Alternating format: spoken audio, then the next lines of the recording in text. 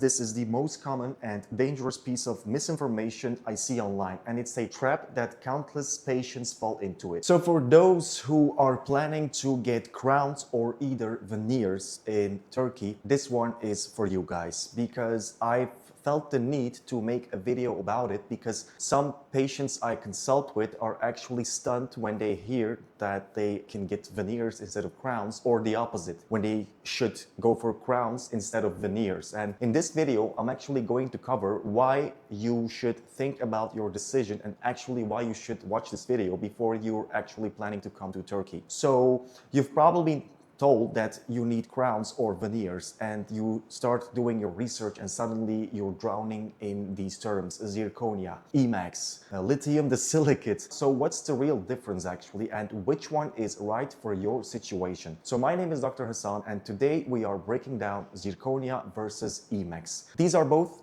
materials that have huge differences between each other, so we'll cover strength, aesthetics, how much tooth or how much tooth tissue gets removed, and the biggest myth I see repeated everywhere is that you can use these materials to fix crooked teeth. Make sure you watch until the end because I have some good tips you can follow before you can come to Turkey and make a wrong decision. Instead of doing that, just stick to those 10 to 15 minutes and make sure you make the right, safe decision. All right, let's get into it. So think of these two materials like this. Zirconia is the armor, it's strong, and eMax is the artist, it's translucent. Both are incredible modern metal-free materials. They blow the old porcelain fused to metal crowns out of the water in terms of looks and biocompatibility. No more of that ugly gray line at the gum line, but they have completely different jobs. So let's talk about zirconia first, the armor. Its key feature is strength. We measure this in megapascals or MPa, and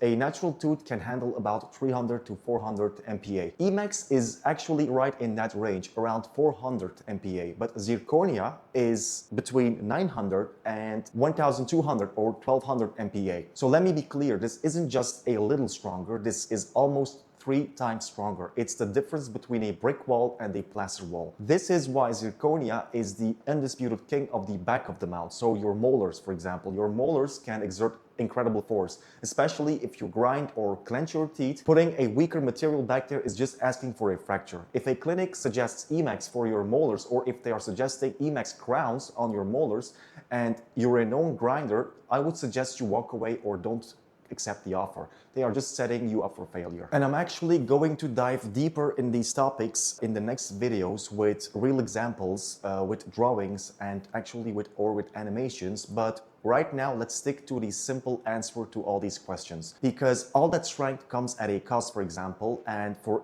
zirconia, that is aesthetics. Zirconia is a naturally opaque material. It blocks the light. This makes it fantastic for covering up dark, discolored, or root canal treated teeth with its larger color scale. But on your front teeth, that opacity can look flat, lifeless, and fake. It's that Hollywood smile that just doesn't look real. This is where eMax, the artist, comes in. eMax is a type of glass ceramic. Its magic is its translucency. It lets light pass through it, scattering it just like a natural tooth. It has a vitality that zirconia just can't match. For your front 6 teeth, so from canine to canine, the ones in your smile line, eMax is almost always the right choice for a seamless, natural look. So this is why the #1 rule comes in. The #1 rule here is that strength is for the back, so for your premolars or your molars, and beauty in the front, for instance, from your canine to your canine. Zirconia and eMax are actually 2 compatible materials, so when you put them next to each other, especially if you use the zirconia for the back and the eMax for the front, you will have an optimal result in the end. So don't let anyone tell you otherwise. If you want to go for full zirconia, that's also fine, to be honest. So the #1 rule here is that zirconia, so strength, is in the back and beauty in the front. It's that simple. So don't let anyone tell you otherwise. If they suggest you, for example, full mouth eMax crowns, I'm pretty sure that those back teeth will chip or fracture in a very short amount of time, especially when we're talking about 10 to 15 years. Those won't last that much. So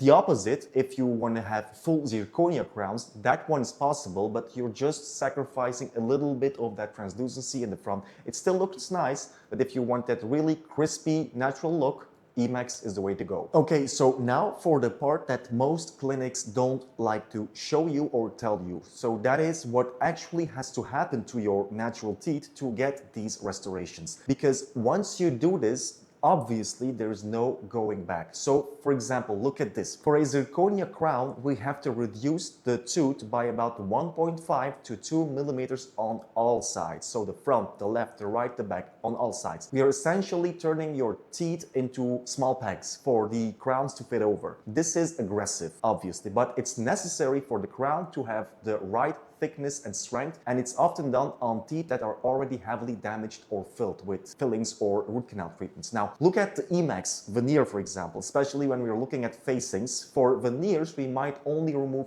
half of a millimeter, so that's 3 times less. Plus, it's only on one side of the enamel that we're talking about. That's about the thickness of a fingernail. It's far more conservative. We are preserving the majority of your healthy tooth structure. This is permanent for both sides. So for eMax and for zirconia, this is permanent. Once that tissue is gone, it's gone. So you can't grow enamel back. So the decision to cut down a tooth for a crown or a veneer is a serious one, and you'll need to be sure that it's the right call. How they're put on is also an important question, because zirconia crowns are typically cemented. It's simple, it's a reliable process, it's easy, almost any dentist can do it. Think of it like, for example, gluing a cap on. On eMax, on the other hand, it must be bonded. It has several more steps than the zirconia. This is a highly technique-sensitive, multi-step process involving etching the tooth and the veneer and using a special adhesive resin and so on and so forth. I'm not going to get into detail. But when done right, this bond is incredibly strong and actually reinforces the teeth. But if it's done wrong, if there's any moisture or contamination, the veneer will fail, it will pop off, and you'll have to come back to,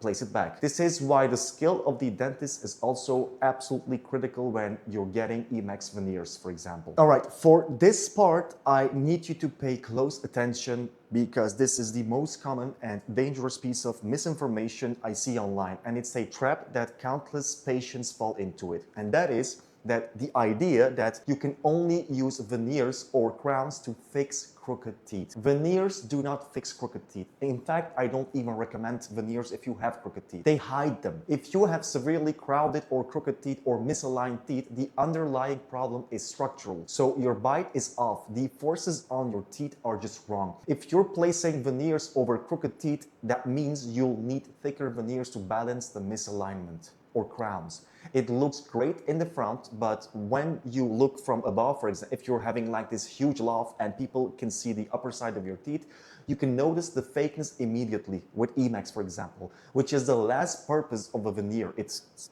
base purpose is to make this nice, artificial, natural look on these caps on your teeth. But to look fake, I don't think that's the idea of eMax. And the underlying problem is still there, and it will cause failures. The bite forces will be wrong. You'll get chipping, or you're at a higher risk for gum diseases and jaw problems because the alignment was never corrected, actually. If a clinic tells you they can give you a perfect smile by putting veneers on your severely crooked teeth, I advise you think again and maybe consider crowns. The correct treatment for crooked teeth is and always be orthodontics, obviously. Braces or clear aligners are always your first option. You have to move the teeth into straight positions first. What do crowns actually do? Well, some people call it instant orthodontics. And yes, because we are removing so much tooth structure, we can cosmetically reshape a tooth to make it appear straighter. But we're basically taking away all the tissue from left and right to make it appear much straighter. This should only ever be considered for a very mild misalignment, and only if you completely refuse orthodontic treatment, which you shouldn't, to be honest, but you must understand the trade-off. You are sacrificing a huge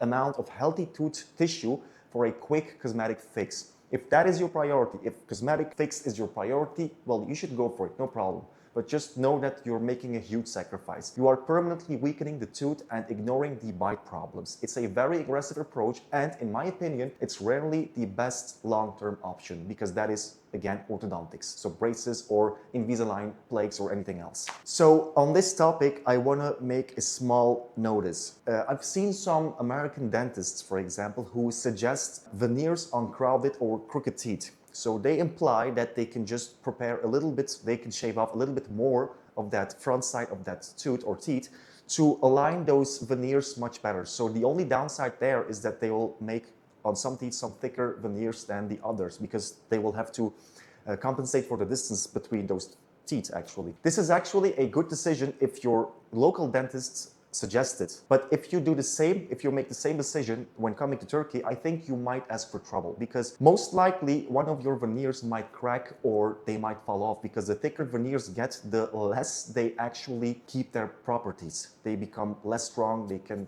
look less aesthetic. So if you have some complications or complaints, your local dentist might be the quicker one to fix a problem. But if you get the same decision, make the same decision in Turkey, and you have a problem after a month or two, what are you going to do? So my advice is, if you're coming to Turkey and you have crooked teeth, I would go for the crowns. Go for Zirconia crowns. Take a good brand like Vira or like Zirconium, the brand Zirconium itself, the German brand. Just pick a good brand and you'll be fine. But instead of that, if your local dentist has veneers and he or she thinks they can do it, well, then let them do it. If you have the budget, just go for it. Just go for the local treatment. But don't make the same decision here in Turkey. But that's asking for complications, all right? So how do you know if you're a good candidate? So let's run through a quick checklist. You should be thinking about zirconia if you are a teeth grinder or you clench your teeth if you have a stressful lifestyle, which all of us have in these days, or if you need a crown on a back tooth, or if you have a very dark tooth that needs to be masked. It's for function and durability first. You should be thinking about eMax if your priority is the aesthetic appearance of your front teeth, if you want to preserve as much natural tooth as possible,